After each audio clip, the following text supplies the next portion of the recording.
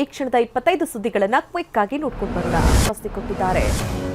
ವಾಲ್ಮೀಕಿ ಅಭಿವೃದ್ಧಿ ನಿಗಮ ಹಗರಣದ ಸುಳಿಯಲ್ಲಿ ಸಿಲುಕಿರುವ ಸಚಿವ ಬಿ ನಾಗೇಂದ್ರರ ರಾಜೀನಾಮೆ ಬಹುತೇಕ ಪಕ್ಕಾ ಆಗಿದೆ.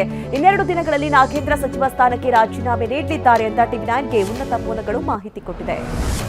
ಸರ್ಕಾರ ಮತ್ತು ಪಕ್ಷಕ್ಕೆ ಮುಜುಗರ ತಪ್ಪಿಸಲು ರಾಜೀನಾಮೆ ನೀಡುವಂತೆ ಹೈಕಮಾಂಡ್ ನಾಗೇಂದ್ರಗೆ ಸೂಚನೆ ನೀಡಿದೆ ಅಂತ ತಿಳಿದು ಬಂದಿದೆ.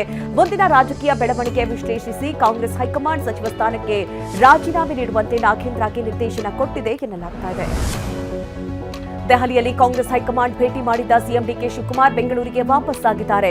ನಾಗೇಂದ್ರ ವಿಚಾರವನ್ನ ಡಿಕೆ ಶಿವಕುಮಾರ್ ಹೈಕಮಾಂಡ್ಗೆ ವಿವರಿಸಿ ರಾಜಧಾನಿಗೆ ರಾತ್ರಿ ಮರಳಿದ್ದಾರೆ. ವಿಶೇಷ ಭೂಸ್ವಾಧೀನ ಅಧಿಕಾರಿ ಮಲ್ಲಿಕಾರ್ಜುನ್ ರಾಜೀನಾಮೆ ನೀಡಿದ್ದಾರೆ. ಕೆಲ ದಿನಗಳ ಹಿಂದೆ ನಡೆದ ಲೋಕಾಯುಕ್ತ ದಾಳಿಗೆ ಹೆದರಿ ಮಲ್ಲಿಕಾರ್ಜುನ್ ರಾಜೀನಾಮೆ ಕೊಟ್ಟಿದ್ದಾರೆ. ಆಸ್ತಿ ಲೆಕ್ಕ ನೀಡುವಂತೆ ಲೋಕಾಯುಕ್ತ ಅಧಿಕಾರಿಗಳು ಸೂಚಿಸಿದ್ರು. ಇದರಿಂದ ಹೆದರಿದ ಮಲ್ಲಿಕಾರ್ಜುನ್ ವೈಯಕ್ತಿಕ ಕಾರಣ ನೀಡಿ ರಾಜೀನಾಮೆ ನೀಡಿದ್ದಾರೆ ಅನ್ನೋದು ತಿಳಿದು ಬಂದಿದೆ. ಅದನ್ನು ಬಂಧಿಸಿದ್ದಾರೆ. ಮಂಗಳೂರಲ್ಲಿ ದೌರ್ಜನ್ಯ ಪ್ರಶ್ನಿಸಿ ಪೊಲೀಸ್ ದೂರು ನೀಡಿದ ಯುವತಿಗೆ ಕೊಲೆ ಬೆದರಿಕೆ ಹಾಕಲಾಗಿದೆ. ಖಾಸಗಿ ಮೆಡಿಕಲ್ ಕಾಲೇಜ್ ಸ್ಟಾಫ್ ನರ್ಸ್ ಆಗಿದ್ದ ಯುವತಿಗೆ ನೌಶಾದ್ ಎಂಬಾತ ಧಮಕಿ ಹಾಕಿದ್ದಾನೆ. ಹೀಗಾಗಿ ಆರೋಪಿ ವಿರುದ್ಧ ದೂರು ನೀಡಿದ್ರು ಪೊಲೀಸರು ಕ್ರಮ ಕೈಗೊಂಡಿಲ್ಲ ಅಂತ ಯುವತಿ ವಿಶ್ವ ಹಿಂದೂ ಪರಿಷತ್ ಮೊರೆ ಹೋಗಿದ್ದಾರೆ.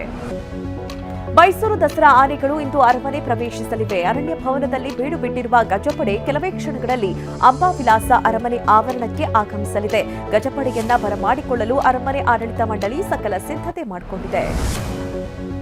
ಹುಣ್ಣಿಮೆ ಹಾಗೂ ರಕ್ಷಾಬಂಧನ ಪ್ರಯುಕ್ತ ಹುಲಿಗೆಮ್ಮ ದೇವಸ್ಥಾನಕ್ಕೆ ಭಕ್ತರ ದಂಡೆ ಹರಿದು ಬರ್ತಾ ಇದೆ. ಕೊಪ್ಪಳದಲ್ಲಿರುವ ದೇವಸ್ಥಾನಕ್ಕೆ ರಾಜ್ಯದ ವಿವಿಧ ಭಾಗಗಳಿಂದ ಭಕ್ತರು ಆಗಮಿಸಿದ್ದಾರೆ. ಸರತಿ ಸಾಲಲ್ಲಿ ನಿಂತು ಅಮ್ಮನ ದರ್ಶನ ಪಡಿತಾ ಇದ್ದಾರೆ.